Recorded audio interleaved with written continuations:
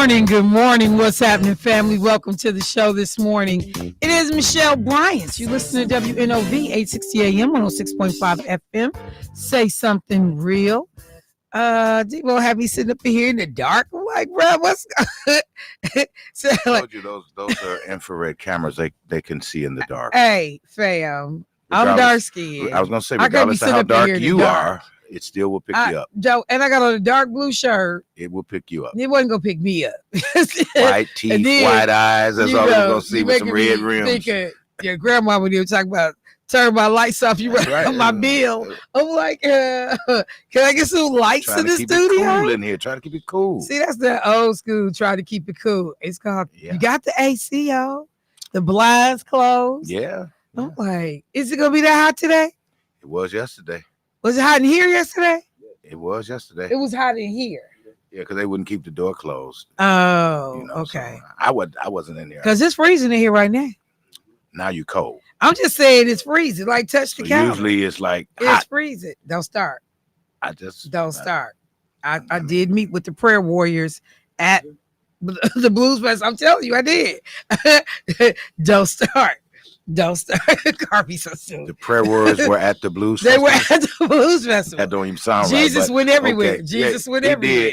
I did. I doubt if he was at the Granville Blues Festival. He Festival. was. Okay. Jesus went everywhere. You took him along with you, didn't you? I'm just saying, everywhere I go. This ain't my story. It's in the Bible. He went everywhere. Okay. He didn't you just thought he was at church. I knew Jesus was there. I seen Jeanette Herrera there. I knew Jesus had to have been there too. He was so raggedy. Oh my God. Hey, Carby, how you doing this morning, bro?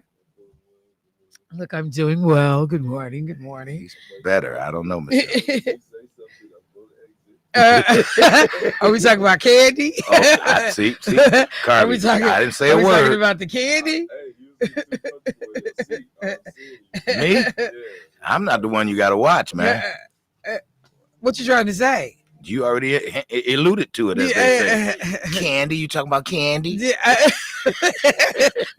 I'm just saying. Yeah. We gonna say it on the air now? Did it? Well, Michelle, I shared the encounter. On the air or not? I shared the encounter with you. What did you think when you heard it? I mean, I think we should say it on the air. No, you look at him. He's exiting the building with a box of Kleenex. Wow. Tito, give me some tissue. Where you going, man? Carby, he left the studio. No, we're not gonna tell it. We're not gonna tell it. He's we should tell it. Tell it, Michelle. Tell it. I think you tell it much better than I. No, did. Yesterday, Carby was. Look, you didn't have to chorus me a whole lot either. Carby was outside picking up trash, litter, what have you, in front of the station. I just happened to be standing out there, and these two little children came by with their shopping carts, and they were trying to sell water, and they said to Carby, "Would you like to buy some water?" And he said, "No, I don't need any water, but hey kids, I got some candy." And he pulls this bag a little bag. You did wiggle the bag, Carby. I'm looking right at you. He wiggled a little bag and they took it, but I after they left, I said, "Carby, let me talk to you, man." God. Said, that didn't look right, man. I got some candy. The little fruit roll-ups, whatever they call it, what are they, fruities or whatever they is. He had a whole bag of them. It must have been about 10 or 15 of them in there. He just happened to have them in his pocket, So I'm like, Carby, that didn't look right, man. Can I talk to you, man? We need to talk. He was like, what? What you talking about? I said, Carby, it didn't look right. In total innocence, in total innocence on his behalf, I don't really think he realized how that looked. He just whipped out some candy. Just a little kid. He just happened to have some candy in his pocket, already bagged up too. You know what I'm talking about? He jiggled the bag. But I got candy. Hold on, Carby. No, man. Don't do that. Don't ever do that folks again. Investigating the station. Exactly. Like, who y'all got working up in here? He didn't mean any harm. He just didn't realize the implications, if you will. That is what had transpired. Hilarious. So we pulled him in and counseled him on yesterday. Mary, myself, all the guys here. Okay, now let's get on with the show, Michelle. I can't get over that. He just happened to have he just happened to pull out in his pocket. Already bagged up too, Michelle. All bagged Yeah. up. Hey. You jiggled that bag, man. You're like, I got candy. They stopped and took the Did candy. he have a white van outside? No, he got rid of the white one. He got a brown one over there now. They looking for the white one already, So they already hip to that one. Carvey. I don't know. For some reason, I felt like I owed you that for something, Carvey. I can't believe something you did. I seem like I owed you for that one. I can't believe you was out here like that, bro. Don't do that no more, man. I have folks outside watching the building. Yeah. Carvey gonna come to a live remote, and people gonna be like, "Oh, that's Carvey." That's Carvey. Oh, you Carvey. Get over here. Get over here. Get that baby. Get over here. Get away from him. Where my tray at?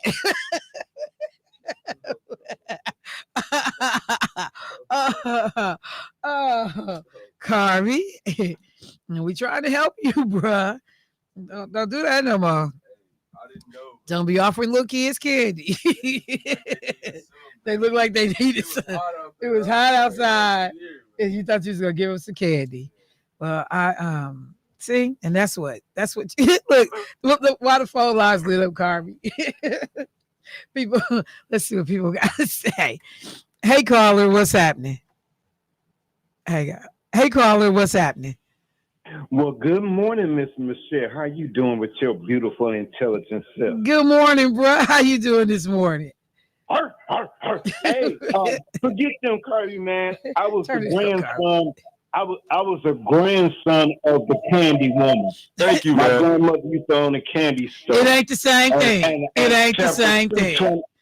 Chapter 220 used to make me be an entrepreneur, and I used to hit mama's inventory and stash, hit the bus stop, and then the little girls wanted them apple sticks. Remember when they became the long ones? The apples. Oh, I was the man. Was you grown? I got candy, baby. Was you grown selling? Was you grown with the candy? No. And you was selling it. Carvey was giving it away. I was in junior high. It's not the same thing, bro. You was selling the candy. It was a hustle. No, everybody saw that. The candy. I was getting sit on my lap on the bus. What? Forget so. No, I knew what my candy was for. Okay. And y'all had the motor can we? and See, I can't endorse pervertedness. I'm sorry. I'm gonna have to take another call. please. People like, what kind of show y'all got this morning?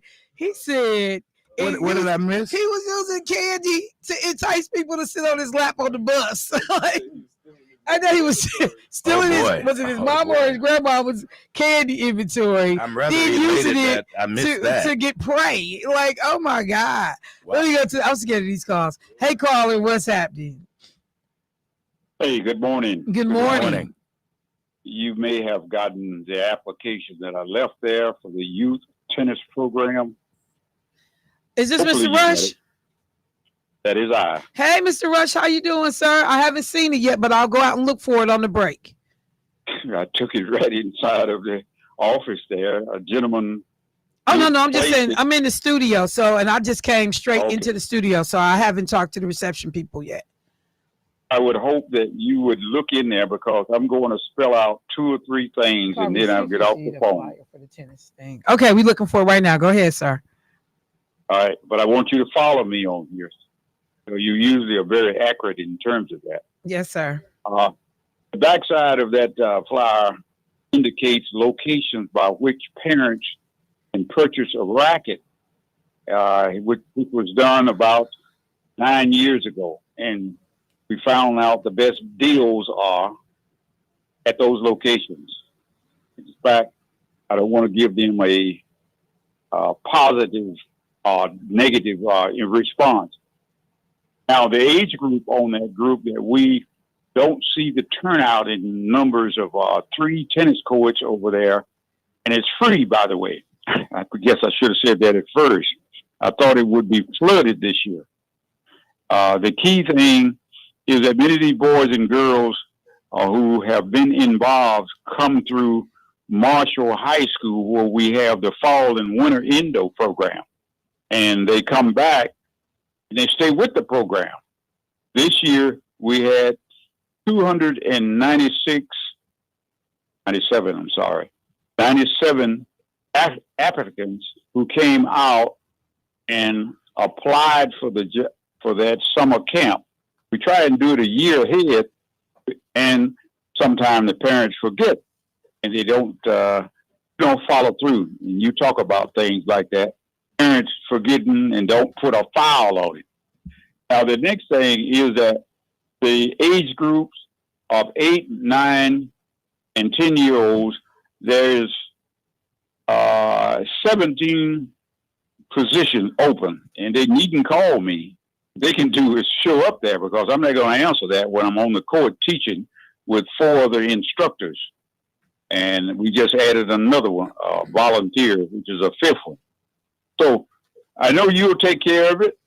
Just give us an announcement out there and give them announcements. And then, of course, get to the site. Yesterday, we had the adult program, which is going on very positive in terms of that. But we don't worry about them. It is the young people who we're trying to restart, because there are 3 high schools on the north side who had to cut out their program because they don't have the individuals to actually go out at their schools for these sports. And there are scholarships down the line, but I don't think anyone talked to them about that.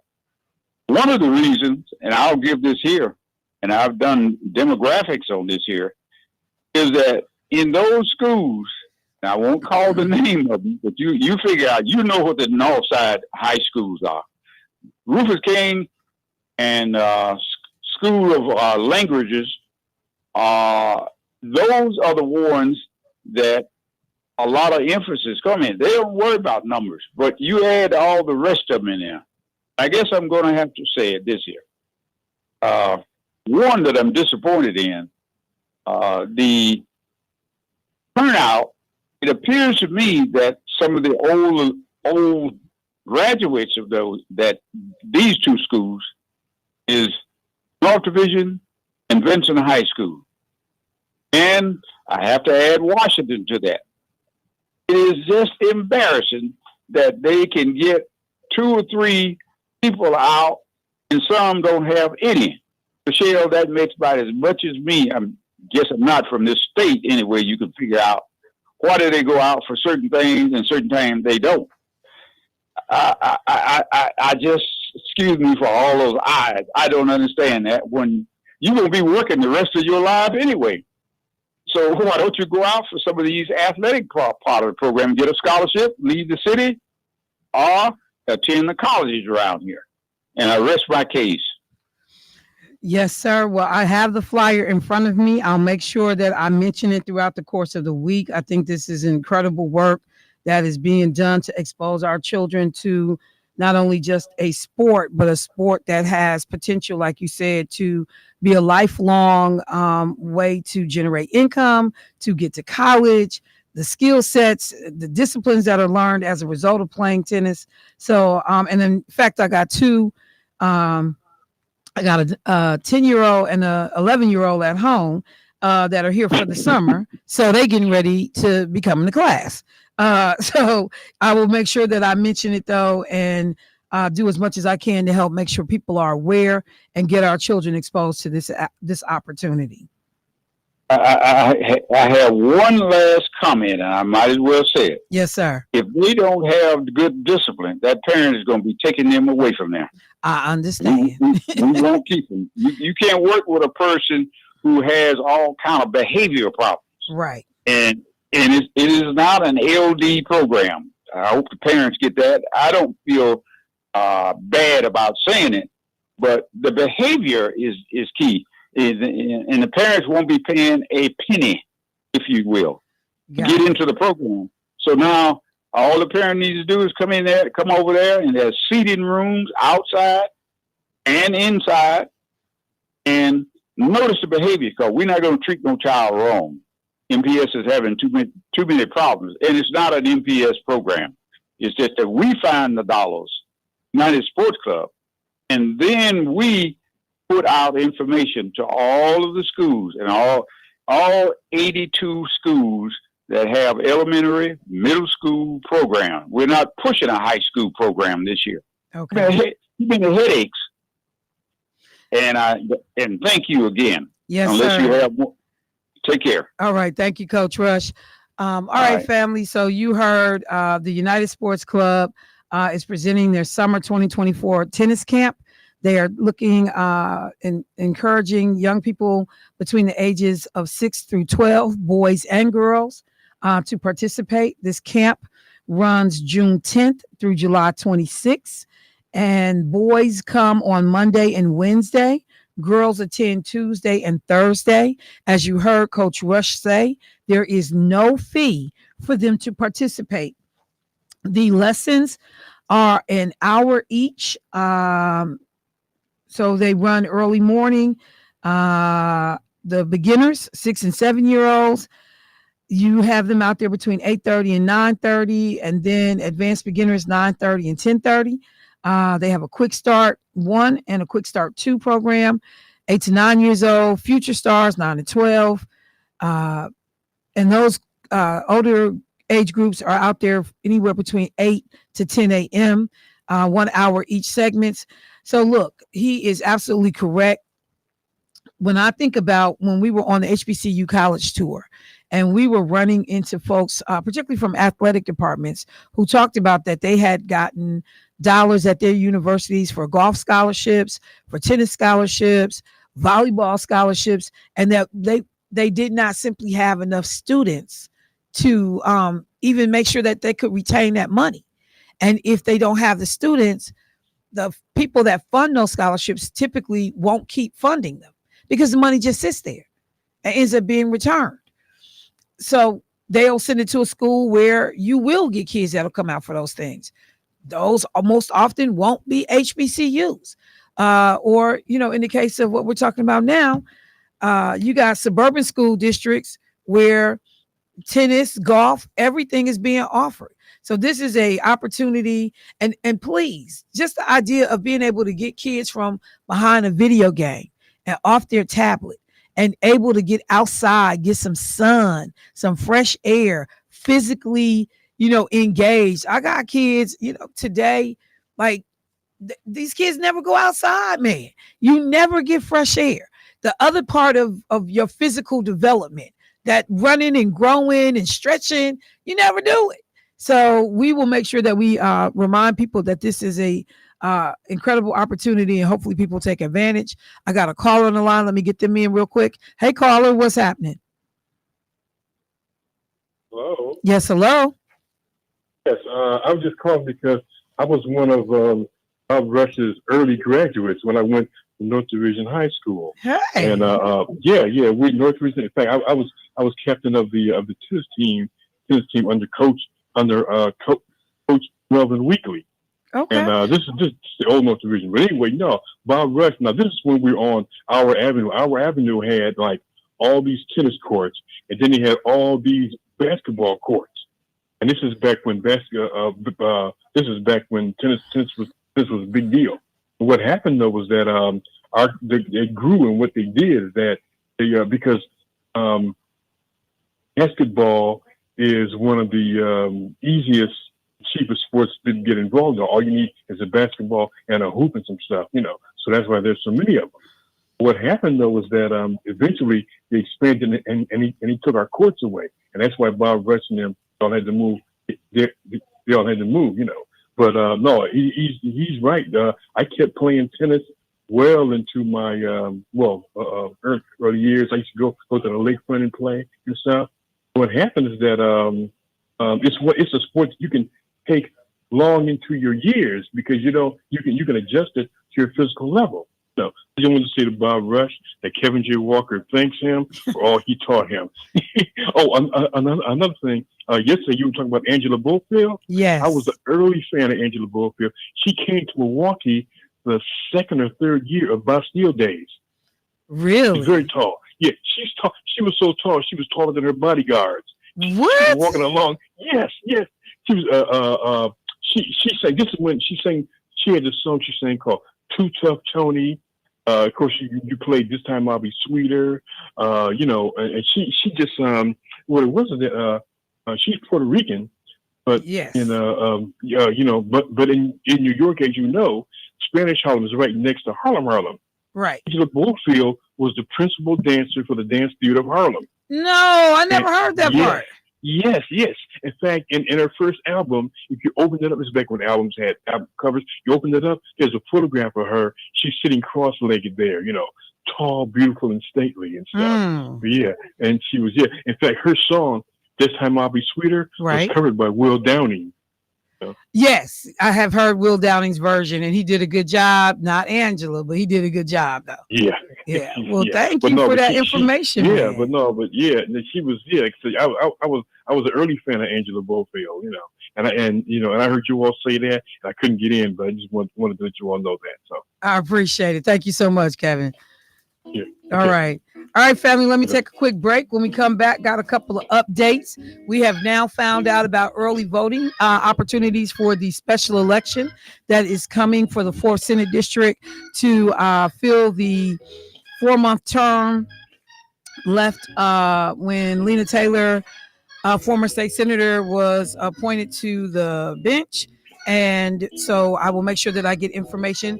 And one of the early voting locations caught me completely off guard, a complete surprise, but a good surprise or a good thing for our community. So let me take a quick break. Michelle Bryant, WNOV, 860 AM, 106.5 FM. Be right back.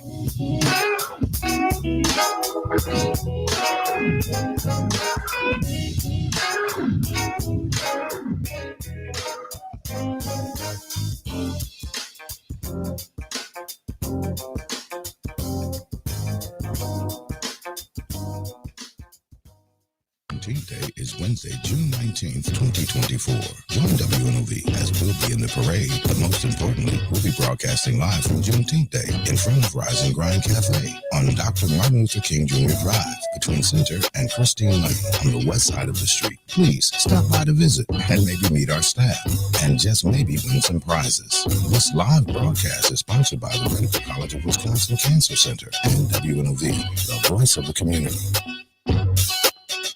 Milwaukee, you've seen prices rise from the dinner table to the pump. But local Allstate agents are seeing ways to save you money on insurance, from starting a new policy to bundling coverage or even driving safely. Allstate agents know how to maximize your savings. They'll share their knowledge as they help personalize your coverage. Because when it comes to seeing all the ways to save, Allstate agents do it best. And without their expertise, you might miss a few. To get started, contact Cindy Johnson today to see how you can start saving with Allstate. You'll be well on your way to keeping your money where it belongs, in your wallet. Call Milwaukee Allstate Cindy Johnson at 414-445-2558. That's 414-445-2558.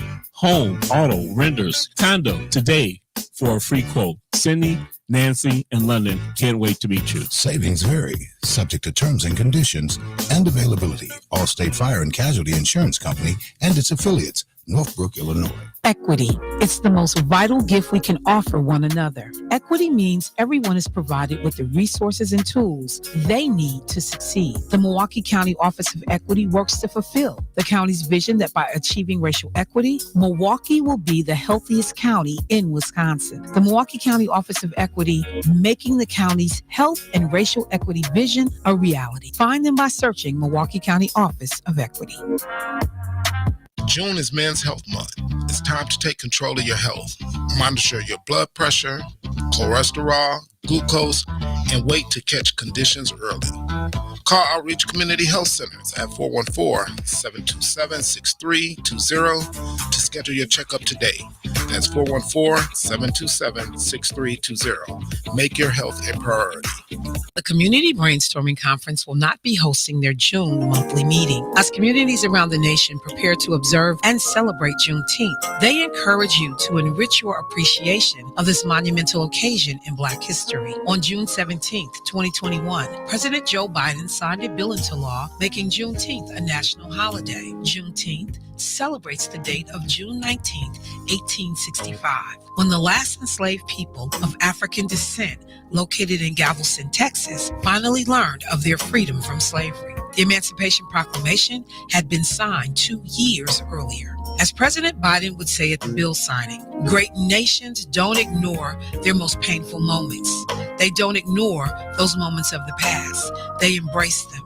Great nations don't walk away. We come to terms with the mistakes we made. And in remembering those moments, we heal and grow stronger. The Community Brainstorming Conference will return to their regular programming in July. WNOV 860 and W293CX 106.5 Milwaukee. 1, 2, testing 1, 2. All right, party people in the place to be. The party is already started. And I got all my sisters a man. And I was this time. Oh, this is ladies' night. Oh, what ladies' night. And the feelings right. Oh, this is ladies' night. Oh,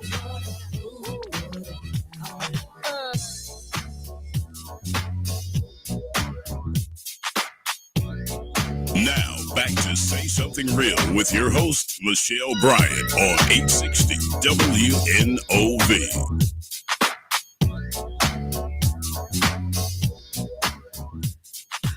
All right, folks, welcome back to the show. So a couple of quick things. Special election. Gotta keep saying it. And I need to pick up the pace at which I remind people that we do have a special election that is happening on July 2nd to one thing. When Lena Taylor was appointed to the circuit court, there was a term that was unexpired that the governor has called a special election to fill. At this point, that term would only be roughly about 5 months, because there is the July 2nd primary, and then there is the actual July 30th general, if you will, for the special election. I'm not sure if the person who wins that seat would be seated like on August 1st, July 31st, but either way, they'd be filling out about 4-5 months of that term remaining on Lena Taylor's former Senate seat.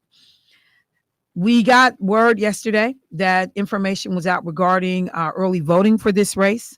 And so a couple of quick things. You can vote at the Capitol Drive Voting Center over off of 60th and West Capitol Drive. They are open from 9 a.m. to 5 p.m. On the weekdays, and then from 10 a.m. to 2 p.m.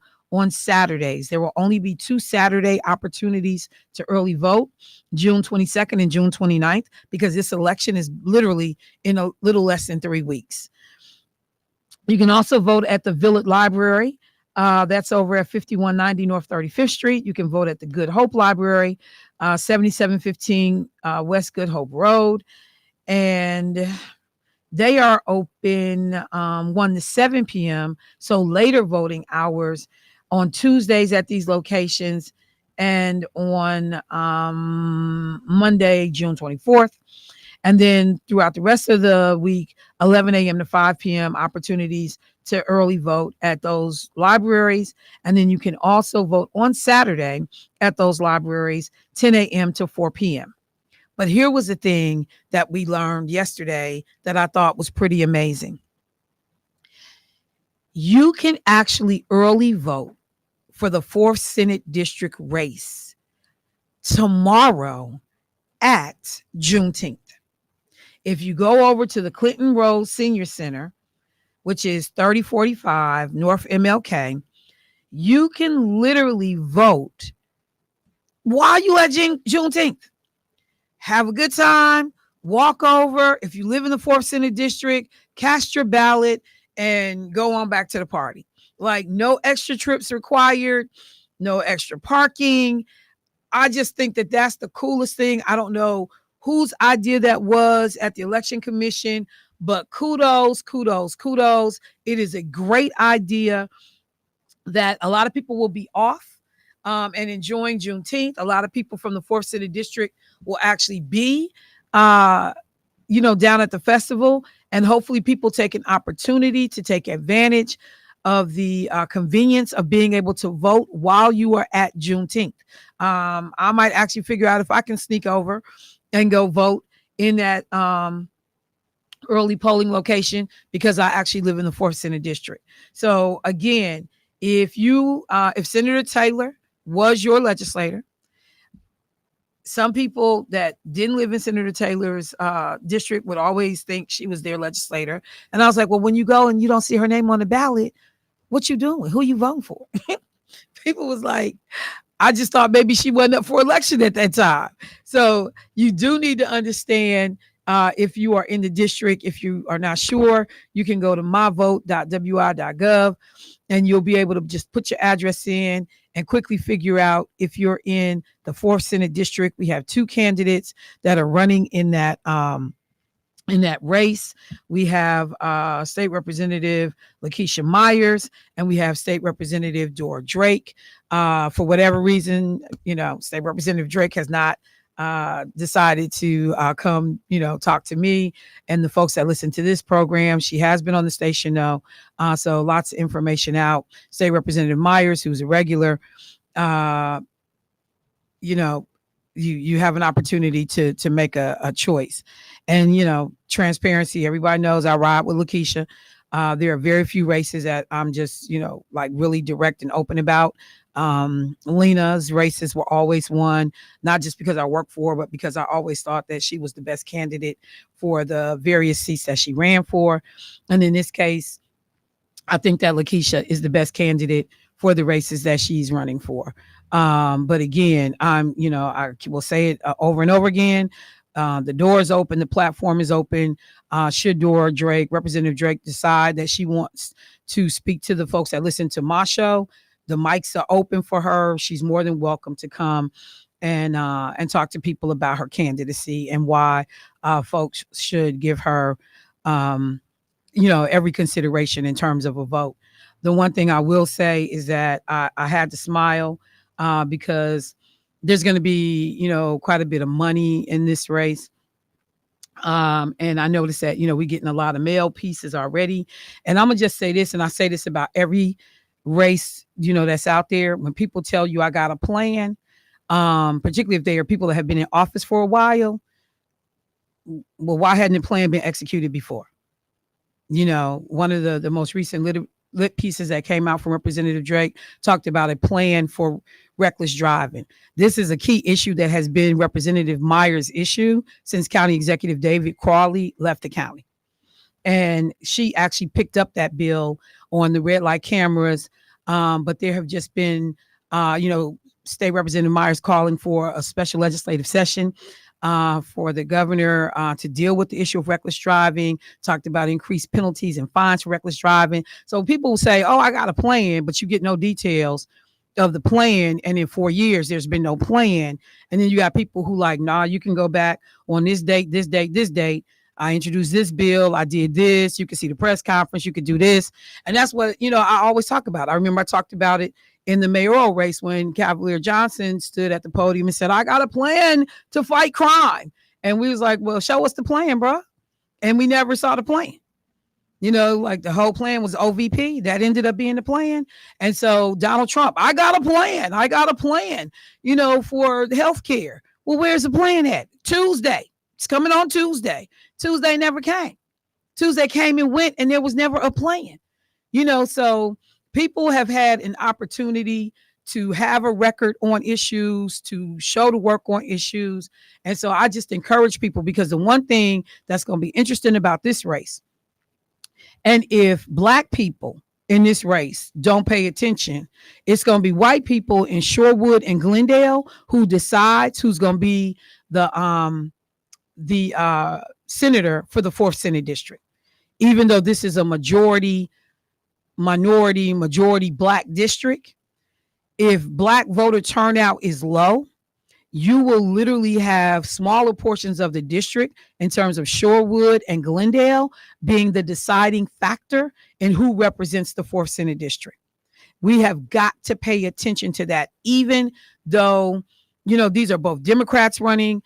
But if you are not paying attention to voter turnout and people being engaged, this is how we lose elections across the board. Because, black people, communities of color, either because of apathy, frustration, don't believe the system works, they walk away, they don't participate, and then a small group of people will end up deciding who is going to represent them. And 20,000 vote margin that we've seen in the city of Milwaukee, in the state of Wisconsin during the presidential election, you have just got to be clear about the fact that everybody's vote is going to count. Everybody's vote matters. Everybody has an opportunity for their voice to be more impactful than it probably has ever been in a long time, because every single vote is going to matter in this election. I believe that these margins, again, will be close. And there have been people, we always talk about the Wauwatosa aldermanic race, in which a brother in the aldermanic, who ran for like their common council in Wauwatosa, won by 1 vote. He won by 1 vote. And it was a provisional ballot. The person came, they either didn't have the idea what they needed fully to be able to vote. They let them go ahead and vote, but they had to come back and bring back that information. The person did that, and that vote counted. That person in Tulsa, which was a brother, won by 1 vote, y'all. 1 vote. It was a tie going into that moment. So I will tell people, do everything that you can to be engaged, to be a part of what's going on.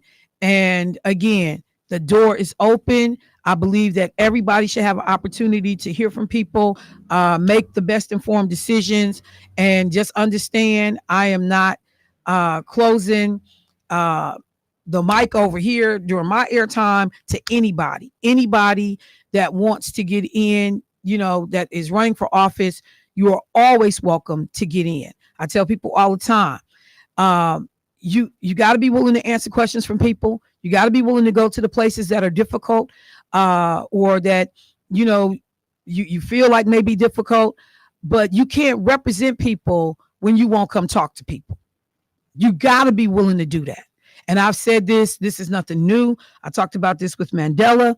I talked about this with Tom Barrett, so this is not me picking on anybody, but I stand on that. And if you paid attention yesterday, Jasmine Crockett, Congresswoman out of Texas, who, we talked about a lot of the different issues and challenges around dealing with Marjorie Taylor Greene and all her ignorance. And one of the things that Jasmine Crockett said in her statements yesterday on this radio station, if I can't stand up for myself, if I can't defend myself, if I can't speak up for myself, then how am I supposed to speak up for other people? How am I supposed to speak up for the thousands of people that sent me to Congress to be their voice? That's the same thing I was saying when Mandela was running. If you can't come to this program, not just to the station, because at one time you wouldn't even come to the station, but if you can't come to this program, just like all the others, because everywhere you go is not always going to be comfortable. You trying to tell people I'm going to be a fighter and I'm going to be your voice, but if I'm uncomfortable, I may not open my mouth, or I may decide, to walk away and ignore a situation and not be engaged. Then you can't represent me. You can't represent me. And those were some of not the biggest issue and problems I had, with Tom Barrett or Mandela, but it's one of those things. You can't ask people for their vote, but then demonstrate to people, I'm not willing to go anywhere and everywhere I need to go to fight on your behalf. I stand on that. I believe that wholeheartedly. Carvey, can you bring this caller up for me? We got a caller on the line. See if I can get them in, because I do have a guest coming in at 8 o'clock. Let's go. Hey, caller, what's happening? Hello. Hi, I was trying to give a comment about Representative Lakeisha Meyer. Yes, ma'am. I didn't get any literature from her, but I saw it on my ballot thing sent me. Okay. And I know about her from WNOV. But Dora Drake is sending out literature. Yes. So if I had not heard Lakeisha from WNOV, I wouldn't even know who she was. Well, I'm going to just be honest, and this is the thing that I talk about all the time. It takes money to be in these elections. Lakeisha is going, and Dora are going to have 2 elections. They got this election happening on July 2nd, which is only for a 5-month term. Then they have the August election, which is going to be for the full 4-year term. And so you're talking about people who got to figure out best ways to spend their money. We know that there are a lot of folks that have gotten behind Representative Drake, so she's getting more campaign contributions. Lakeisha is doing a lot of self-financing, and so it's a financial struggle when people who know the work, support the work, but don't show up and don't contribute. So her parents, her family, they have to figure out how to help her be in this race. So it's not about, I don't want to send you the lit. It's about being able to afford and to, handle your money wisely, because she has 2 races in 30 days. Okay, well, I just want to make sure that she's aware that I know of her only through WNOV. Okay, I will. But this girl Drake is sending out literature. So. And I would tell people too, and thank you so much for that call. I really appreciate your input. I have to tell people too, though, it does, for me, the thing is that you still got to look at what the literature says, because the first one was a comic strip. It was literally a comic strip, introducing myself. I sat in class. I went to Marquette. It said a whole total of 4 things. I went to school, I became a social worker. I went to the legislature, but it was a comic strip. In the most serious times that we are in right now in our life, it was a comic strip. And then the second one, I got a plan for reckless driving. Well, you've been in office for 4 years. What have you done up until this point? So I'm still telling people to be discerning. And this is no matter who is in the race. If it's Lakeisha's lit, if it's in another race, and thank you, caller, but be discerning when we get information, because that's what we will do. And people will flood us with material. That was like when Mandela was running. Them people poured hundreds of thousands of dollars into that campaign. The mailers wasn't saying nothing. They wasn't saying nothing. And I'm like, y'all, just because, somebody said, well, I recognize this name, but I don't know this name. Okay, but look at the name that you heard from. Did you learn anything? Did you hear anything that you could use? Do we understand what they saying they're going to do for us? So I'm just saying, to be able to appreciate, no matter who it is, as the presidential election happens, congressional races happen, that we pay attention, because people, and that's one thing too that we have to always talk about, is how money is used to influence a campaign. And people will get like 1 million mailers from somebody. And oh, well, that's the name to go with, because that's the only person I've heard from. That's why we have the ability to do our own homework. All we got to do, most of the time, you ain't even got to get up. You can just pick up your phone. You don't even have to go to your computer, your laptop, your nothing. Pick up the computer that is your phone and put people's names in. And you, if you haven't heard from candidates, and say, because that was Lena's problem. That was Lena's problem when she ran for mayor. Lena never could raise the amount of money that she needed to raise to be competitive. But you got other outside entities pouring money into races, and people trying to decide, for the community, basically, who's going to be the candidate. We see it all the time. In the U.S. Senate race, we saw people get pushed out of the race, encouraged to, fall back, so that a preferred candidate can rise to the top. As voters, we got to be much more savvy about the way we get information. You can't just force feed me a flyer and a mailer. I know I'm going to go figure out whose names is on these ballots, and I'm just going to sit back and Google and look up people's information and see what I can learn. I encourage everybody to do that. Let me go to the phone line. Hey, caller, what's happening? Hey, my big sister in my head. Good morning. Good morning. Good morning. I would just like to say if we stay at the table, we ain't got to worry about that. If you know, get behind these folks that you stick with. Stay with them. I don't need a flyer. Like you said, we got this phone. It's too much technology out here. Folks are nosier than they have ever been before in life. You're not going to convince me that you need a piece of paper to come to your door to figure out who's running. That's an excuse. Because let me tell you something. They wasn't passing out flyers for the boycott. Right. It was word of mouth. Right. Don't let that be because you didn't receive a piece of paper from whoever. You didn't go out and do your homework. That's an excuse. All this technology out here and word of mouth. Yeah, we definitely have to do that. We got to do better.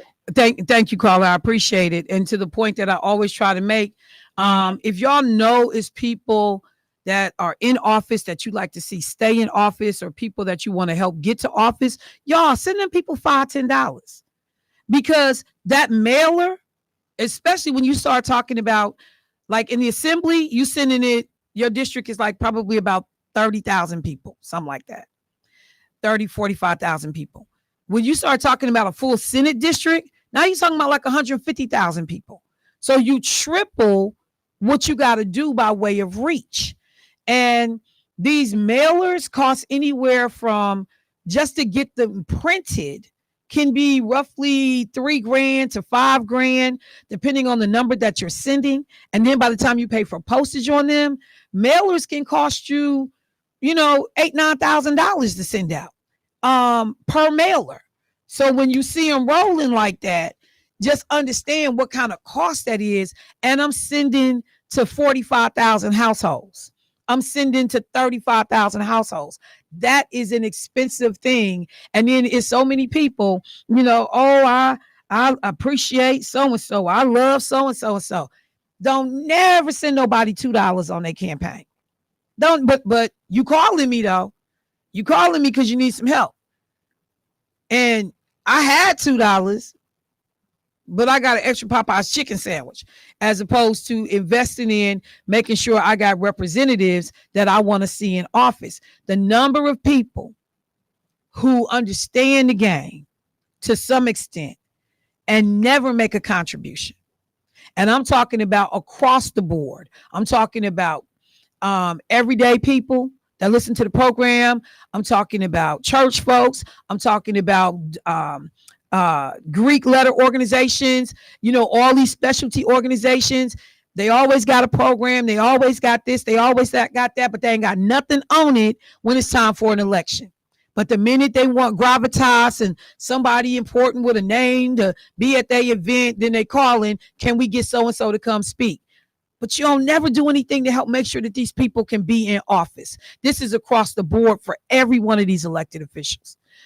A lot of these people have to put up their own money, hit up their family members to be able to run for office.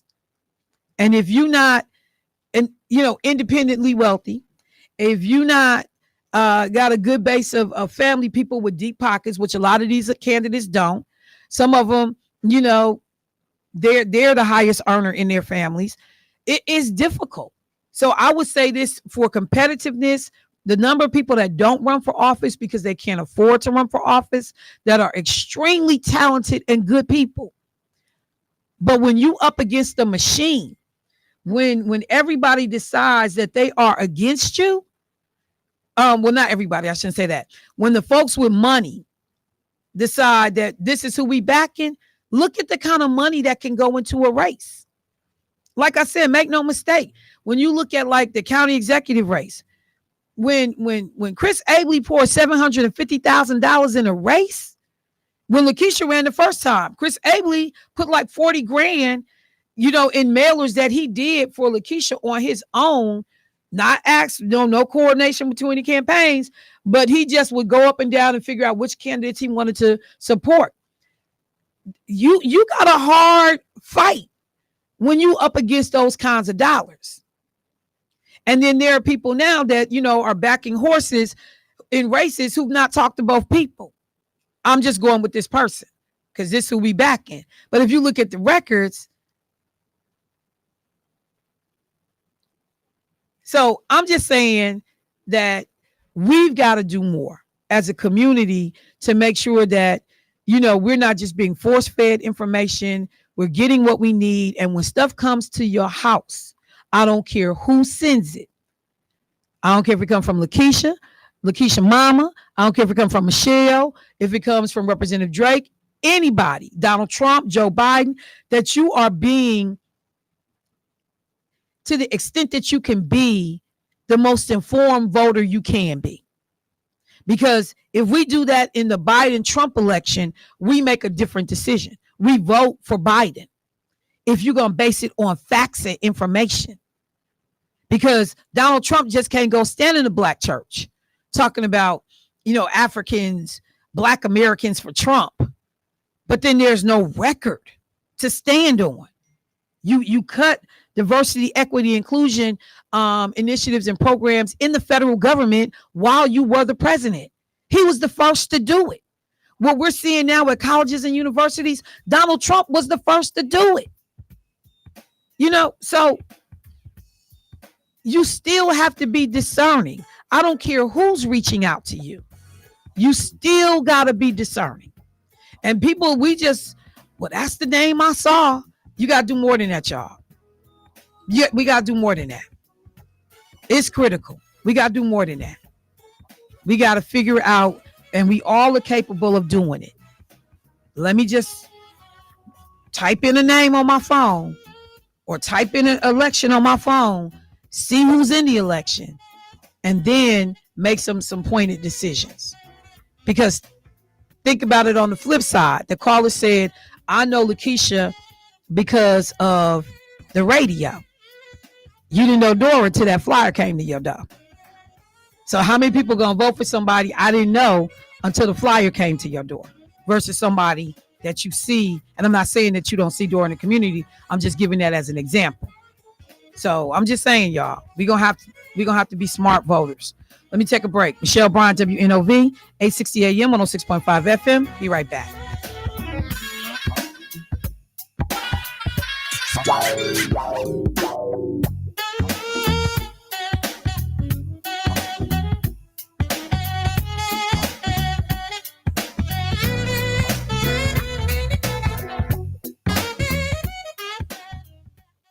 This is Ambassador Arthur Burks inviting you to the annual Reform Felons Ball. It all takes place at 100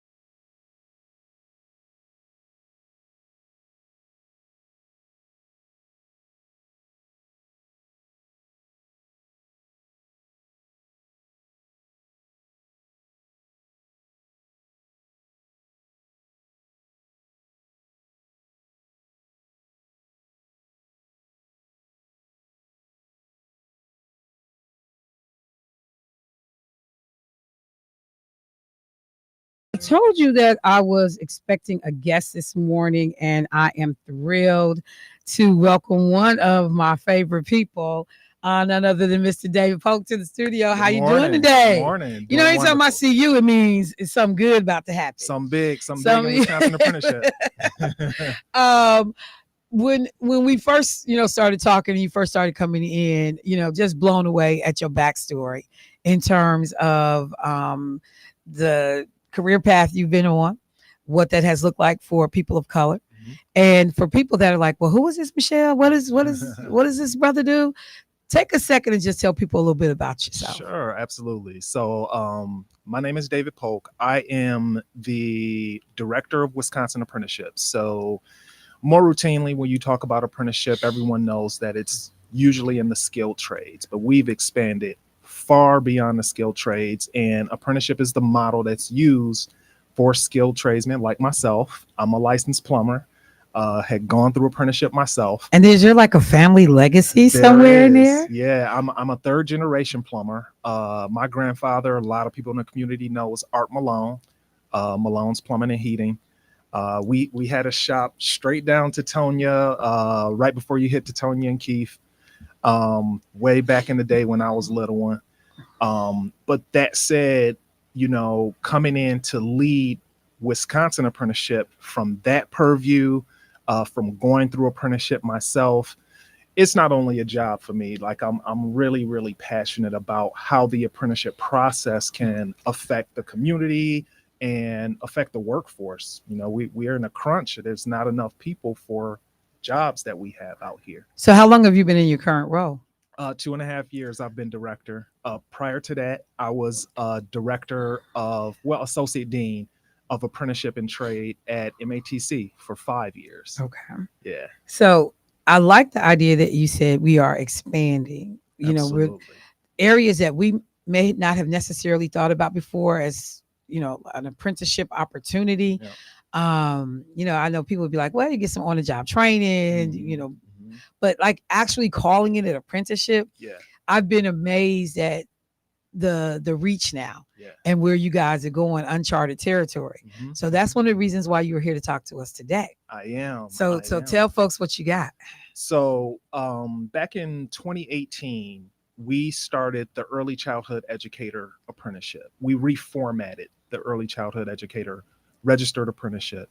And that's for our childcare centers out there, early starts, head starts, for those teachers, the training for them to become skilled up and certified in that role. Okay, so my naivete or just flat out ignorance. So I'm assuming, like, I thought people went through like a education route, or in some cases they just came and got on the job training. I didn't realize that there was a pathway into these fields. I'm glad you mentioned that, because it is both. It is both. Okay. So what we did, you're right, like it was not a formalized model. Right. To get the on-the-job learning and the education behind you. What we did. Hang on one second. I'm getting feedback saying it's hard for us to hear, David, because I got two texts. Pull it up a little bit, David, so we can see. Okay. Because people like, look, this is good. I don't want to miss it. So, okay. So go ahead. So David. what we did was formalize and combine both of those things. So Okay. we created a on-the-job learning structure, specific competencies that one must reach while they're on the job. And then we partner with the technical, Wisconsin apprenticeship has a long relationship with the technical college system. We piloted at MATC back in 2018. I was part of that pilot. And we took the education from a technical diploma that they deliver for early childhood educator at the technical college. And that same technical diploma that's earned in the apprenticeship also rolls into an associate degree, which can roll into a bachelor's degree. So you can ladder your career path via the apprenticeship model. Okay. So I think of different fields and the number of hours that it takes to kind of get something done. I've watched brothers that have been plumbers and electricians talk about, these hours. What kind of hours are we talking about for a program like this? Yeah, so the Early Childhood Educator Apprenticeship is a 2-year, 4,000 hour registered apprenticeship. Now, comparatively, that's kind of midriff because I went through a 5-year plumbing apprenticeship is a 5-year apprenticeship. Electrician is a 5-year apprenticeship. Okay. Machinist is a 4-year apprenticeship. So the early childhood educator is a 2-year apprenticeship, 4,000 hours and 432 hours of related instruction. And when I say related instruction, those are the hours spent at the technical college in the classroom. Okay. Yeah.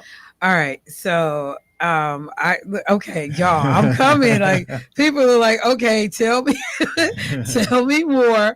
I'm looking at my notes and then trying to figure it out. Yeah. So when we start talking about where these people, because you said early starts. So this is like childcare centers, daycare centers. Yep. Is this, I mean, help us. Yeah. So these are childcare centers, daycare centers, Head Starts.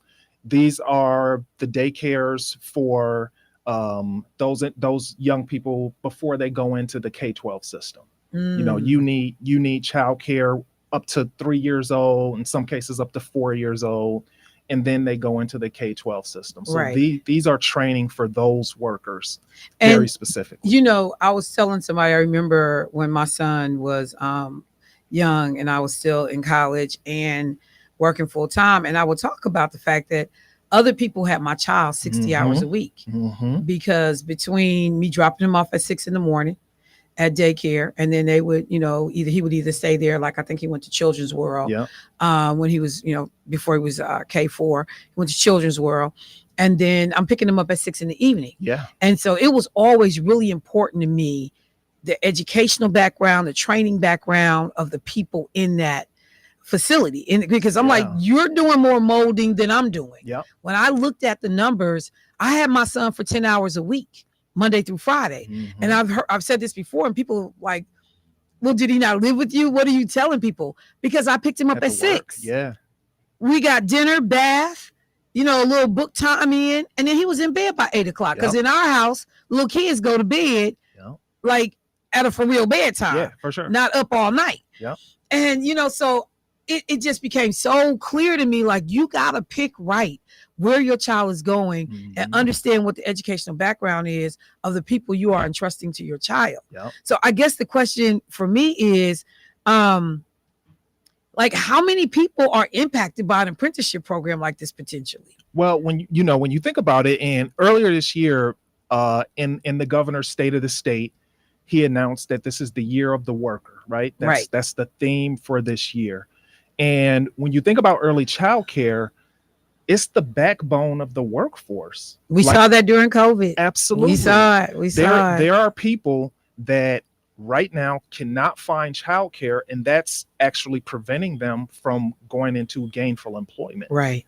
Just because they don't have childcare. So what we want to do in dealing with workforce is also stand up this apprenticeship model that, to your point, trains very, very well an individual. It's documented training. You know, apprenticeship is documented, all of the work that you go through and the coursework that you go through, and have a very succinct model that plugs more well-trained people into the early childcare workforce. So people have trained people for when they have to go to work. Okay. So, I see y'all. So people are like, okay, so give me details. Like, all right, what does this entail? How do I get in?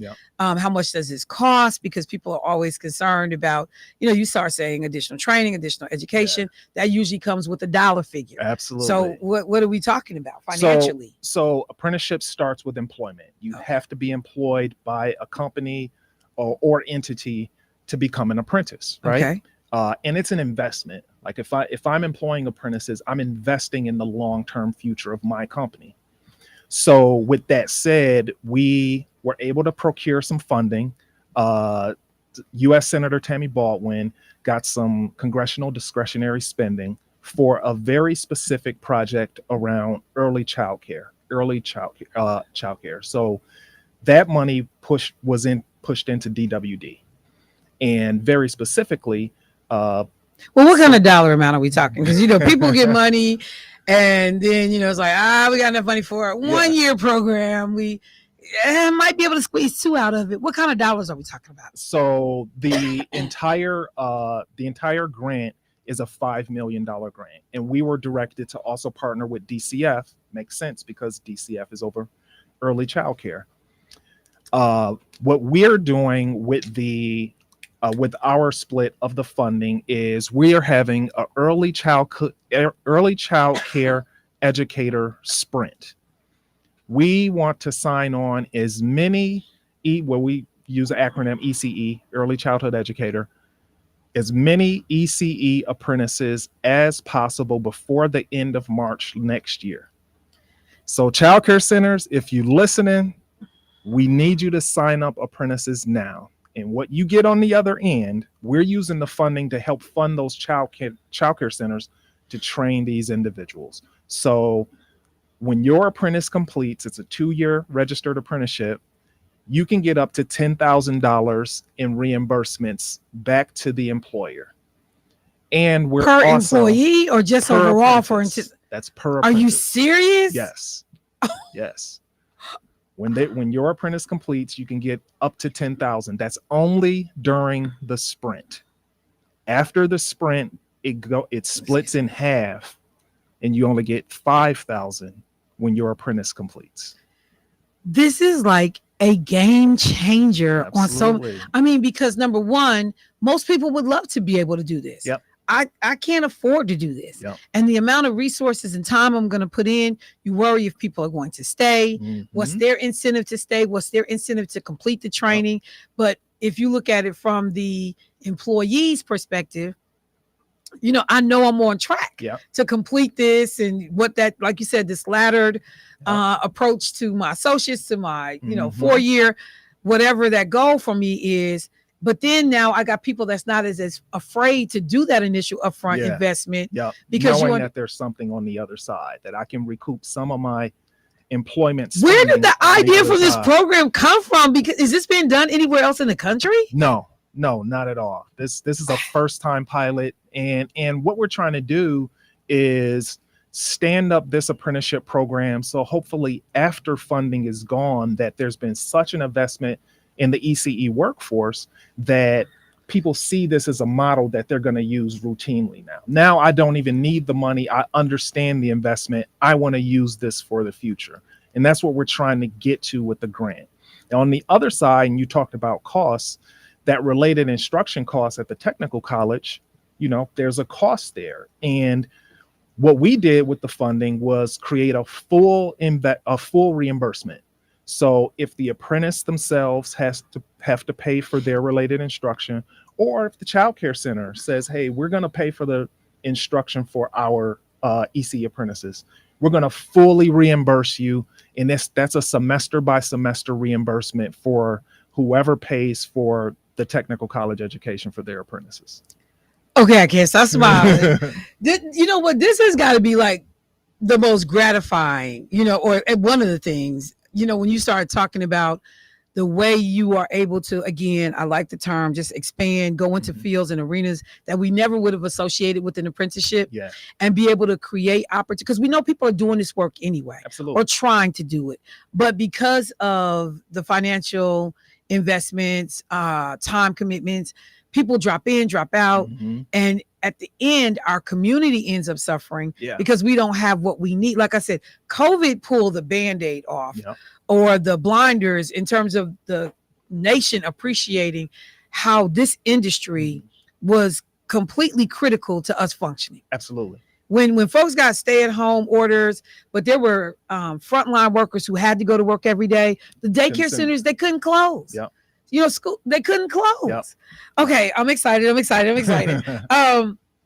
Now there is a conversation on this about youth apprenticeship opportunities. There is. So we launched earlier this year, back in February, we launched a ECE youth apprenticeship and an ECE teacher or K-12 youth apprenticeship. How does a youth apprenticeship play into this? I don't what kind of youth are we talking about? I don't even understand. What are you guys trying to do here? So Wisconsin Youth Apprenticeship is nationally renowned. There are other states that are trying to duplicate what we do in youth apprenticeship. And when we say youth, what kind of age range are we talking? Who's a youth? So youth defined in Wisconsin, youth apprenticeship is 16 to 18. So it is that young. Yeah, juniors and seniors in high school. Okay. So these are in high school youth. And the early childhood educator would afford, and this creates an ecosystem for our employers out there that are listening. When you take on a youth apprentice at 16 years old and they spend that time with you, you can roll them right up into the registered apprenticeship that we're talking about. So now you've created a relationship with this young person that they may like your center, they like working for you, and you can continue that training via the registered apprenticeship model. So that's your ecosystem for recruitment. Okay. I don't even know that I knew a 16, 17-year-old could work in a childcare facility. Yep. But I guess why not? You can work everywhere else for the most. It's the routine, the background checks that have to happen. Right. It's the exact same thing, and young people can work there now. And that's what we want to create. We want to create this full ecosystem for recruitment into this workforce. You know, early childcare, they also deal in ratios. You know, you can only have so many children that you have workers to tend to them, right? So if we increase the trained individuals that are working in these facilities, then we also increase the ratios of people that they can serve. Now more people can utilize those childcare centers because they have the people to serve the young people that are coming through their doors. Okay, so somebody wanted to know, is there like a particular requirement for the child care centers? And I see we got a caller, you know, because they said they're a small, shop. They're not. There is none. If you're a licensed child care center, we can work with you. We can work with you. I'm smiling for this person because you pick your employees, you pick your apprentice that you would like to invest in, and they work for you, and you skill them up via the apprenticeship model. Okay, so then another question that had come through, and caller, I'm coming, was when you talk about skilling them up. So I'm a licensed facility, so it's just already kind of baked in the sauce that I already have certain skills and things that I had to do to have that license in the first place. So what I'm doing now, I'm just simply training someone behind me. Absolutely. Or is there a curriculum that is supposed to go with this? Well, what you just described is the bare bones of the apprenticeship model, right? Okay. It's passing on the knowledge that I have to somebody that is an apprentice, taking an individual from unskilled to skilled, right? Okay. In the apprenticeship model, we have what's called an Exhibit A. And that's the outline that for the on-the-job competencies that this person should be learning while they're working for you. Outside of that is the related instruction. So they go and do classroom learning. Sometimes it's once a week, sometimes it's split days. And what's great for the apprentice is Wisconsin is the only state in the country that legislates that apprentices have to be paid when they go for their related instruction. That helps the apprentice. That makes it a really appetizing model. So I'll give an example. When I went through my plumbing apprenticeship, we had day school. Day school was on Wednesdays. My employer paid that 8 hours, my salary, while I was at school. Okay. And that's legislated. We cannot get around that. We're the only state in the country that legislates it. Because otherwise, and I mean, I can't even believe understanding now that you're saying we're the only state in the country that does that, because how do I otherwise get this training? Exactly. That I need. I can't take off. I need money. So yeah, absolutely. We're the only state in the country that because I think about I remember doing unpaid internships when I was in college. No fun. Getting up, showing up for work every day, got a transportation, clothing, expenses, people buying lunch. I'm sitting here like, I got ramen noodles, y'all got a microwave because I can't even afford to be here. So, that was the one thing I always appreciated, even in the Senate office. Lena insisted on figuring out if we can do paid internships, because people need these skills to advance. I love that this is being created. Okay. So let me go to the phone line, see if this is a related call. Hey, caller, what's happening? All right. I love what he's saying, and I love the implant. That's something similar to, if anybody remember the DECA back in school. The what? What is it? DECA. DECA. DECA. Okay. Look that up, Michelle, because that was a thing that was implemented that when I had enough credit in school, I went to work for half of the day and school half of the day. And I went to the employees that helped me with the employee. Now, here go Gap store did it.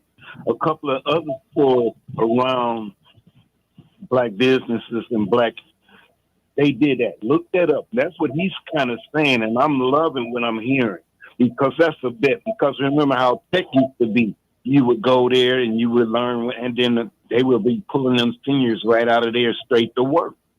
And that's, so I'm saying, let's get back to those basics. Now, wasn't North Division supposed to be a dental and medical? Why isn't it pushed? Why isn't it down? I know the building was made for it. It's supposed to have the building and the inside for it. Well, here, let me get off of it. But man, right on what you're saying. I love that. Man, put the manure down so that we can grow what we need here. That's what I'm saying. Let's do that, man. You got to move.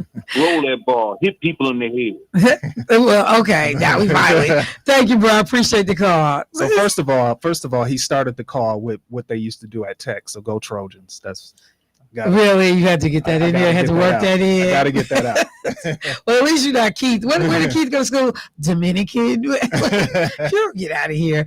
But I'm glad he brought up MPS, because I know they have the career and technical education aspect of MPS, and they talk about, like different opportunities for these kids to learn and actually earn while they are still in high school. So that is a youth apprenticeship. So they've taken.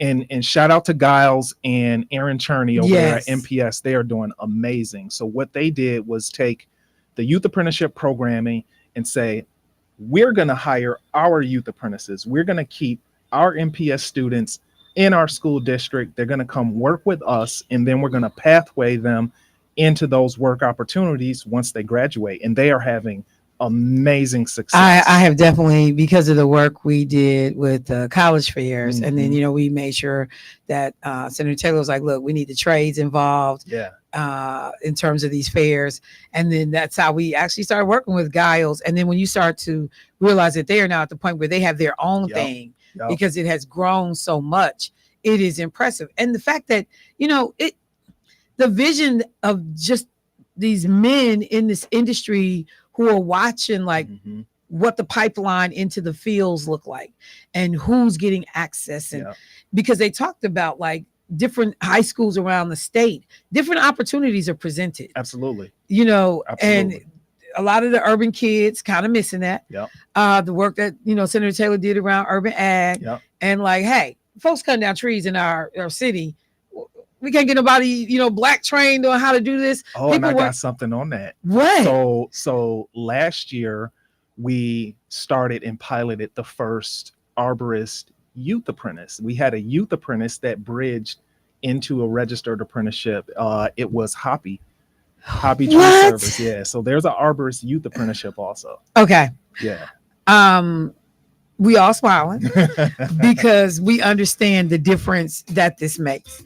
I got to take a quick commercial, but when I come back, I just want to make sure that we cover all these bases. I had two people that wanted to know they weren't familiar with Wisconsin apprenticeship. Oh, so a little bit of backstory. Okay, yes, a little bit of backstory on that is appreciated. So, all right, family, let me do this. I'm gonna go through my text messages while I'm in a break. Make sure I ask everything that you sent me. Michelle Bryant, WNOV, 860 AM, 106.5 FM.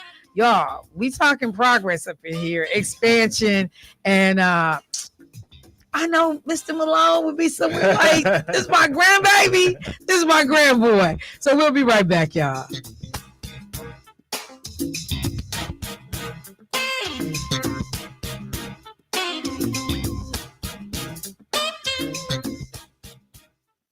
Progressive asks, what do an escaped leopard, We're live from the zoo where a leopard has escaped, a growling stomach, an uneaten tuna sandwich, and a backdoor doggy door have in common? They can lead to an unexpected kitchen renovation.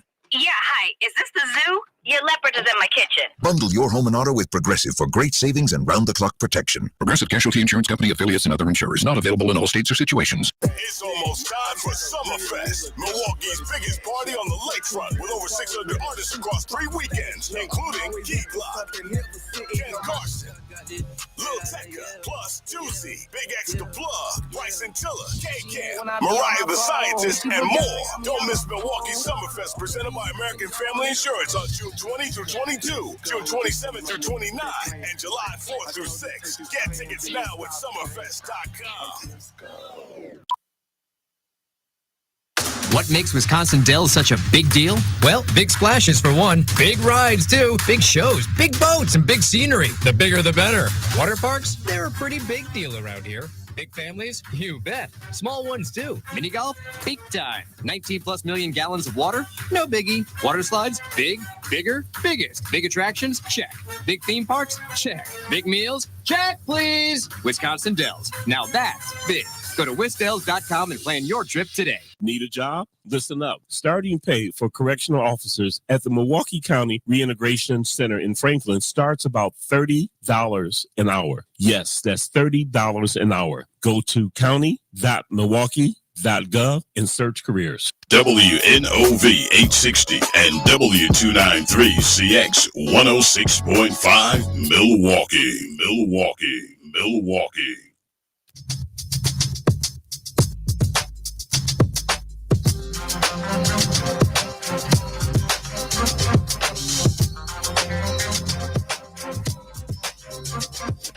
Now, back to Say Something Real with your host, Michelle Bryant on WNOV.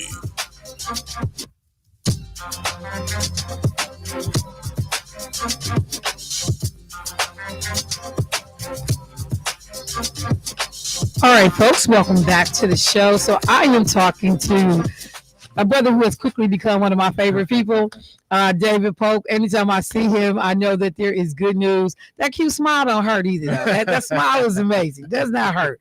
But, you know, before I went to the break, I said I had gotten, and I didn't even get to look at my phone because I started talking, but a couple of people had reached out because they were not really familiar with the Wisconsin apprenticeship, program as it stands, and like how long you guys have been around and exactly what you do, how many people you actually see or work with.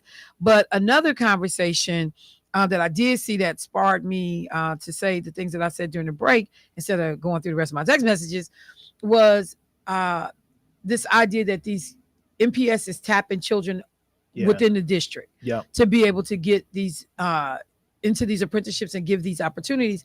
And that I had actually met a young man who literally shared that, and it was kind of like this bittersweet moment, but he said, in high school, I make more money than anybody in my family. Because of the skilled trade he was working in. He was like, in high school. And so just real quick, because I don't want this moment to pass, you talked about the HVAC program, HVAC program that you started over at Obama. Is that a high school or middle school? It's a K-12. K-12. Yeah. Okay. It's so for context for the audience, it's the old Custer. Right. The old Custer High School. Back in the day, Custer High School was supposed to be like the tech of the North Side.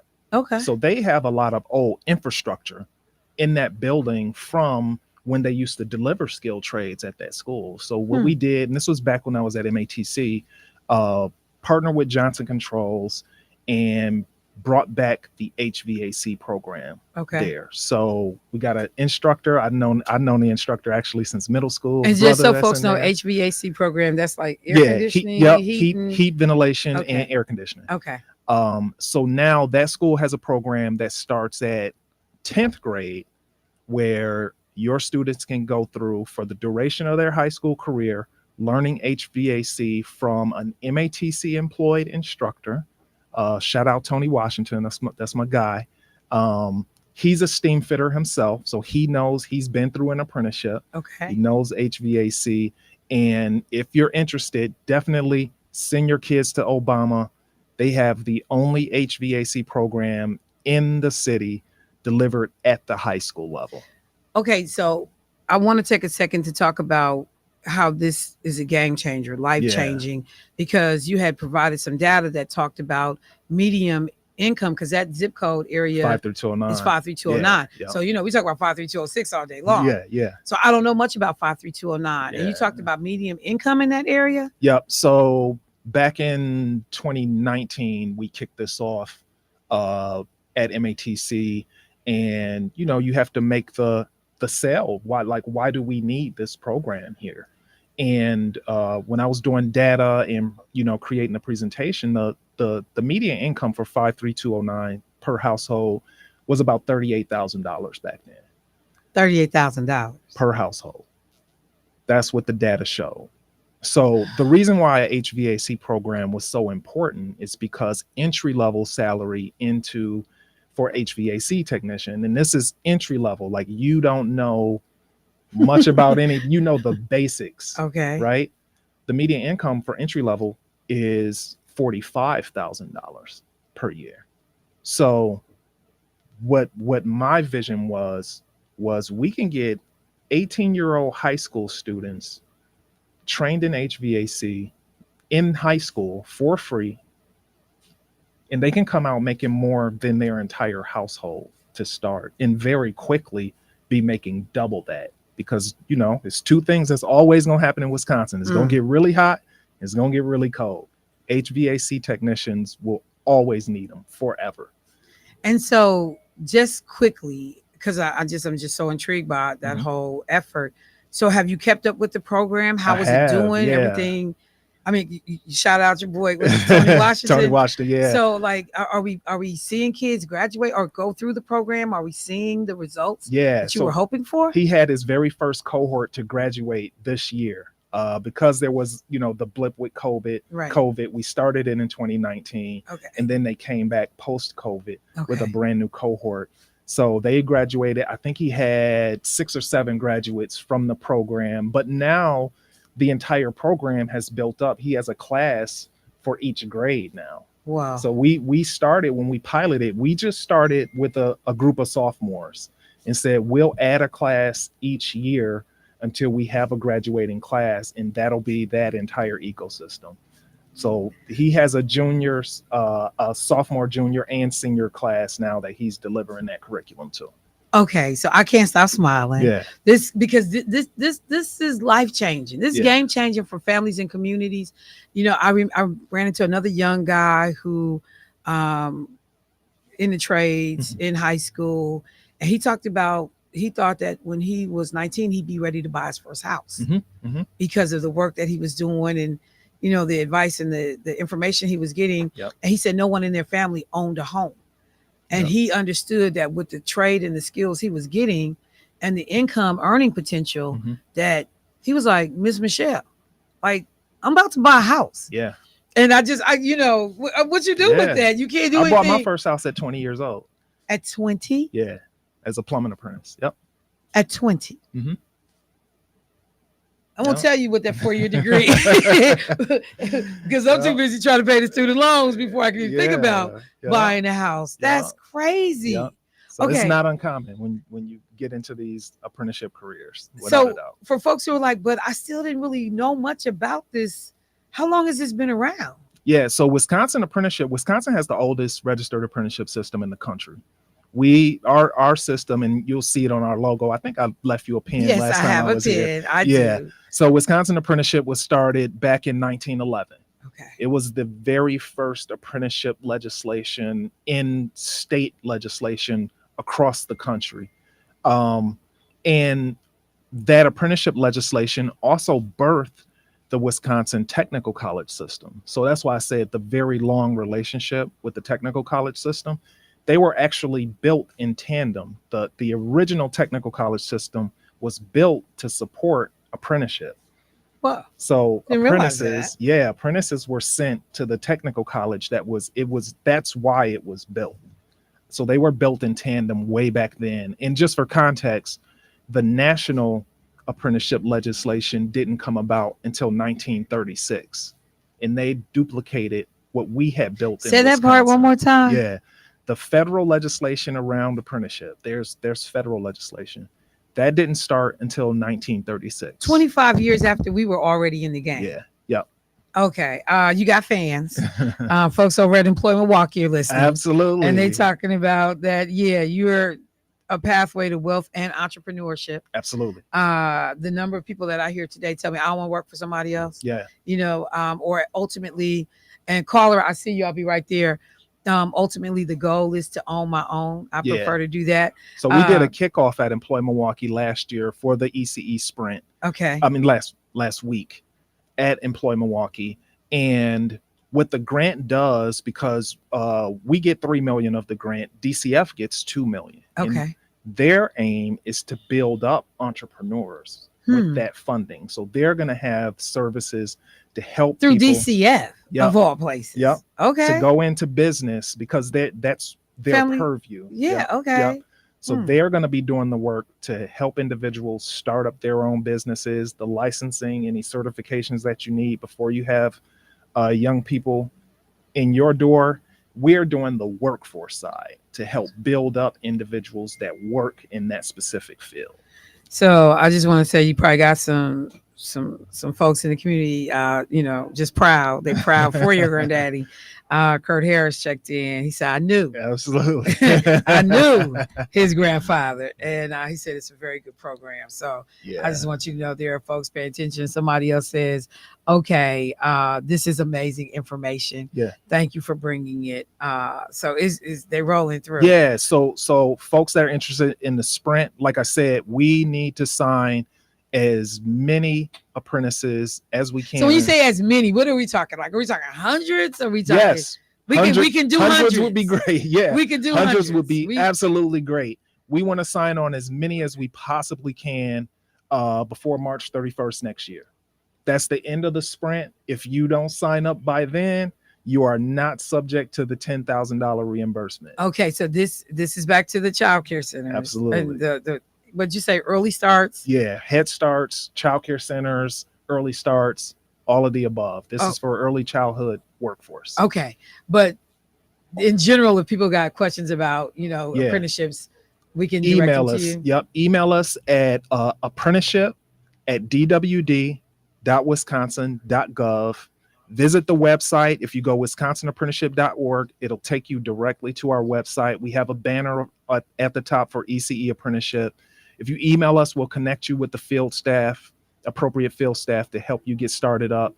Also, we will be at Juneteenth tomorrow. Hey, with job service. Go to the people. I love I'm it. out there every single year. I've been out there every year since I've been director. But come talk to us at Juneteenth if you need more information about it. We'll have field staff out there too. They'll take your information and help to finish and get your center signed up to be an apprenticeship sponsor. Okay, so we got a caller. Let's get them in. Hey, caller, what's happening? Greetings. Hey, brother Shiar. Michelle, I just want to. Shiar, it's hard to hear you. You got us on speaker? Okay, let me see. Is that better for you? I apologize. Yeah, you good now.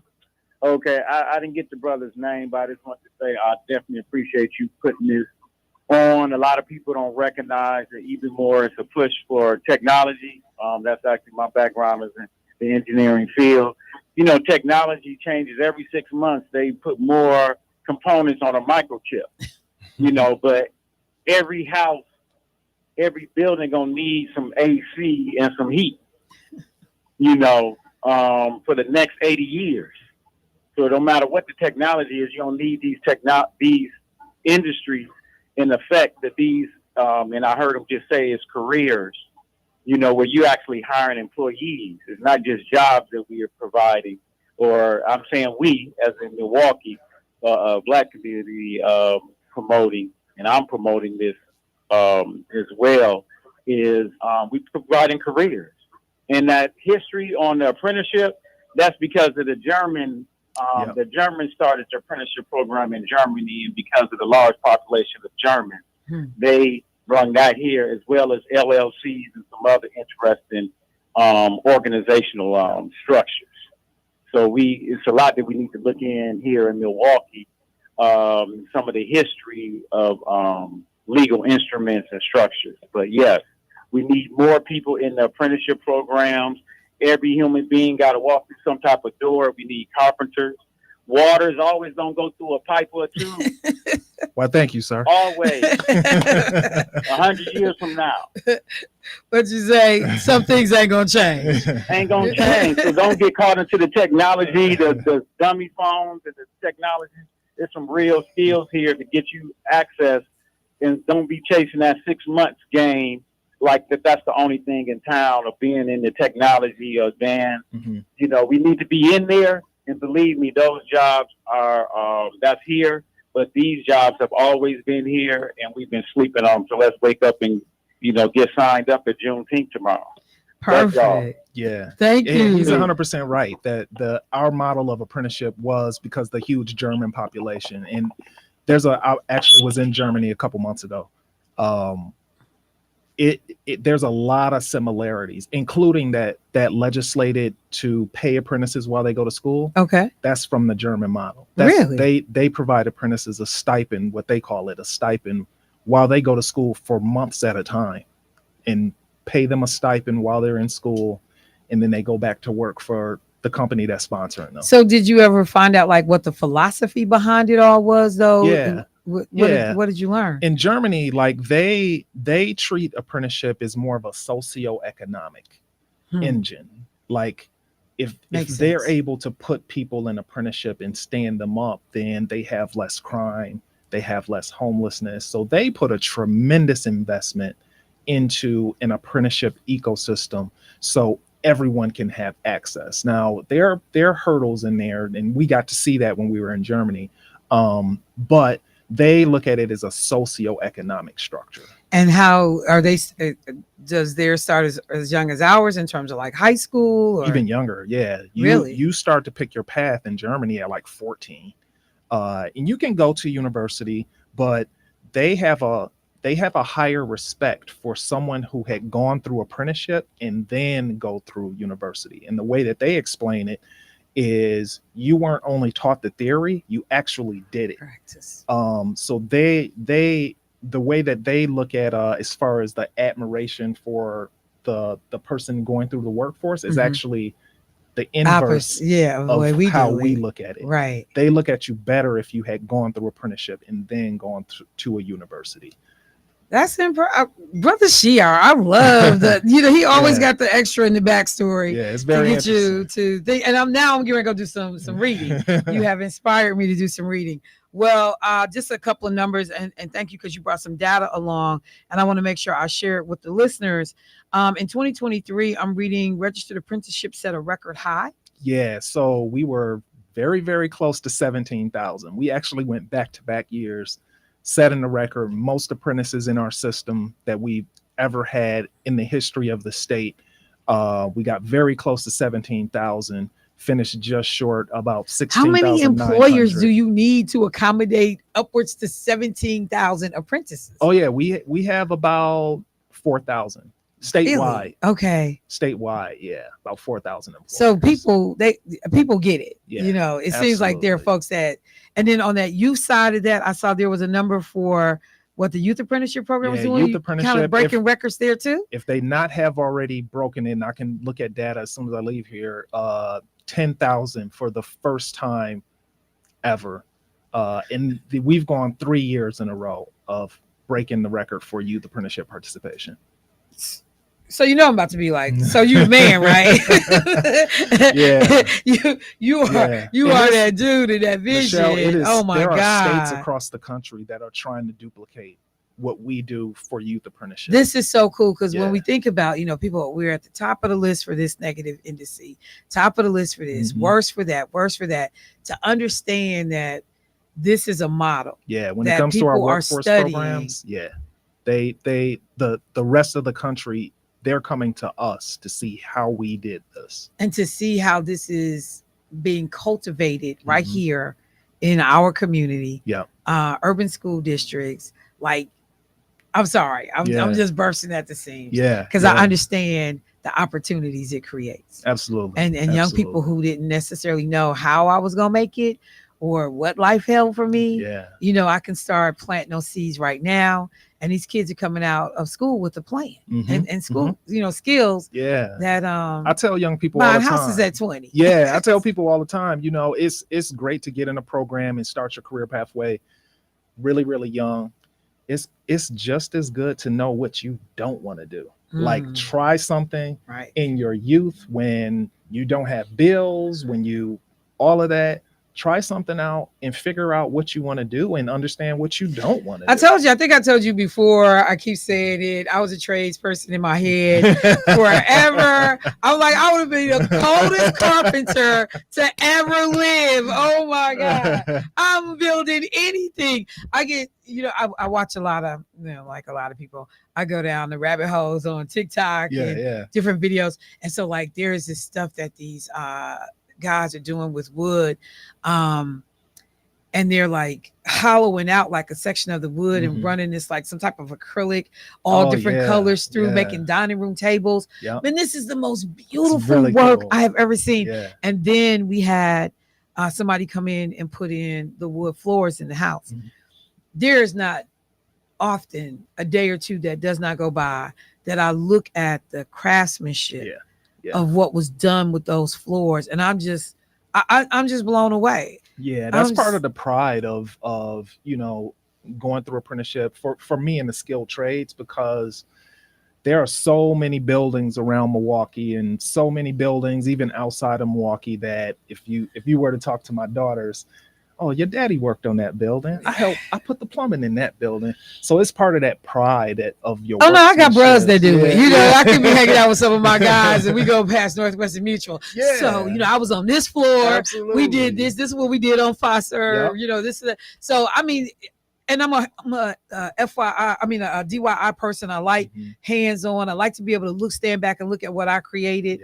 And I try everything. So in my mind, I think about Tonda, who does She Slang Wood. And I was like, Tonda ain't colder than me. Like, I would be amazing. Tonda cold. But Tonda cold. That's what look, let me not play. Well, one of the, piggybacking on that, one of the things that I love, like I got to go back and work on my alma mater when they built the new tech. I was a plumber on that job. So that was like, that had to be okay. It was really, really cool. That part was heartwarming, like to go back to my alma mater. Well, I'm gonna tell you one other quick thing, because I listened to folks who worked on the Brewer Stadium when it went up, and construction workers talked about like, where they left their signature on work or whatever. That's and the thing. Yeah. That's the and thing. So I didn't appreciate it. Until I went up in the Washington Monument. And when you're taking that elevator, there are certain levels that they have it open so you can see the inside. And you see the signatures and the carvings of people that helped to erect that. And then that's when like I'm like, it means a lot this to is us. crazy. It means a lot to us. And and to be able to be that kid or that family member to come back and be like, that's my grandfather's signature or great grandfather, at this point. I just want to tell you how proud we are of you. Thank you. The Malone family name is huge in this community, and I'm not even, a native, but I know that. And to be able to see somebody come out of MPS and get to this level, and that you bringing all of us along, everybody that wants to come, you got the door open, holding it open, come on through. Bro, we're so proud of you. I appreciate and the work that your department is doing under your leadership. So you will be at Juneteenth. Do we know where for folks that are looking? I think we're going to be like in front of Hope School. Okay. Yeah, we'll be in front of Hope School. Again, we'll have the job center truck out there. We'll be at that table. If you want to talk about the ECE Sprint, stop by, email us at apprenticeship.dwd.wisconsin.gov or hit wisconsinapprenticeship.org, and that'll take you to our website. We'll have the ECE banner up there. You can click on that, get in contact with our staff. We'll set you up to become an apprenticeship sponsor. Don't miss out. Next year they're gonna be like, they need to be in the parade. It's game changer like that. They need to be in the parade. Mr. Polk, I appreciate you, bro. Thank you for having I appreciate you. All right, family. Let me can I go to break? Let me take a quick break. Michelle Bryant, WNOV. I promise y'all I will sift through questions. I have his contact information. If it's something I missed, I'll reach out to him and get back to you guys. Thank you, David. Thank you. All right, family, I'll be right back.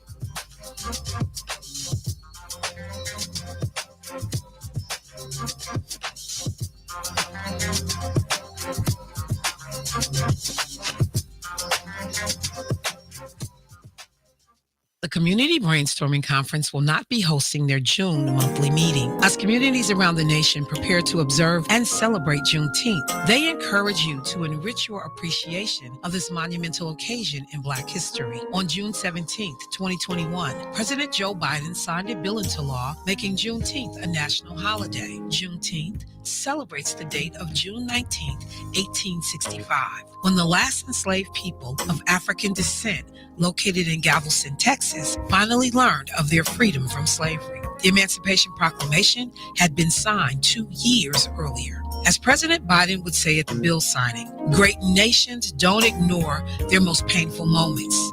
They don't ignore those moments of the past. They embrace them. Great nations don't walk away. We come to terms with the mistakes we made. And in remembering those moments, we heal and grow stronger. The Community Brainstorming Conference will return to their regular programming in July. Hi, I'm a volunteer for Donald Trump. Yeah, what do you want? Your vote. Come on, Trump's our guy. He says he's the best guy ever for Black America. Better than Barack Obama. Better than Obama? Trump's the guy who told America Obama was born in Africa. Never respected him enough to even accept him as president. All his white supremacist friends loved that one. Man, that is old news. Old news? Here's what's not old news. Trump is telling us right now he wants to be a dictator. Says he'll rip up the Constitution. Says there'll be a bloodbath if he loses again like last time. Yeah, I wish you hadn't heard that. Trump calls all those white folks who attacked the Capitol on January 6th heroes and patriots. He wants to pardon them. What do you think he'd be saying if it had been black folks who attacked the Capitol? I don't know. Yes, you do. He'd call them criminals and thugs, say they should be in jail, and throw away the key. Yeah. Get out of here, man. I'm sticking with Biden. Me too. I'm Joe Biden, candidate for president, and I approve this message. Paid for by Biden for president. Milwaukee, get ready. We have an experience for you and the entire family. So much is happening in our communities, and we have a real opportunity to be the change we want to see. I'm Bishop Walter Harvey, the president of the National Black Fellowship, and I'm inviting you to our Reach Conference July 15th through 17th at Tabernacle Church in Atlanta, Georgia. The NBF is strengthened by its belief in community investment through economic, spiritual, and educational development. Come and experience transformational workshops, networking, and incredible speakers that will empower your mind, body, and soul, and connect with others who are committed to change. You can register today at nbfag.org and join our hope movement. Our city, your church, will not be the same, and neither will you. We can't wait to see you in July. Once again, register today at nbfag.org. Get ready to go all in for Cash Battles at Potawatomi. This June, go head-to-head with your fellow club members for a chance at your share of $200,000 in cash. Play with your club card for entries. Hourly drawings on June 6th and 20th from 4 to 8 p.m. Each drawing, 2 winners split $20,000. Cash Battles at Potawatomi Casino Hotel, Milwaukee. It's the biggest cash bash of the summer. More info at paysbig.com. Must be 21 and a club member to play. Hi, this is Keith Pierce, the host of Community Voice, asking you to join us Mondays through Fridays from 9 to 11. You will hear from interesting guests, Wednesday's Word, and topics and subjects that impact our beloved community. And don't forget about me, Devon Jones, DJ The Protege, here every Friday, bringing you Free Flow Friday, Politics Nation, Sports, Haters Nation, local events, national events. And remember, while I'm here, there'll be no passes given. That's Community Voice heard on The Voice, WNOV 860, 106.5. WNOV 860 and W293CX 106.5 Milwaukee.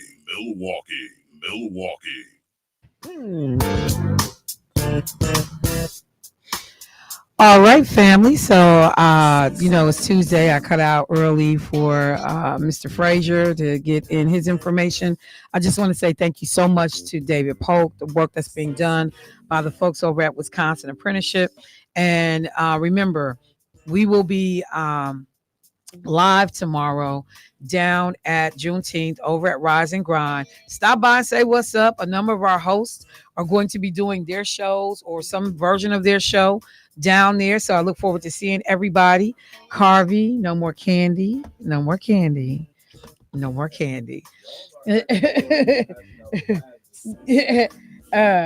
Yeah, we are. We are At a parade. Yeah, in a parade. Not just we didn't some pull it- we're not random gonna pull it dude out on of our the street jangling. Debo, appreciate you, bruh. Carby, we gonna talk. We gonna get you schooled, boy. You about to go to jail. Peace, family. I'll talk to y'all tomorrow.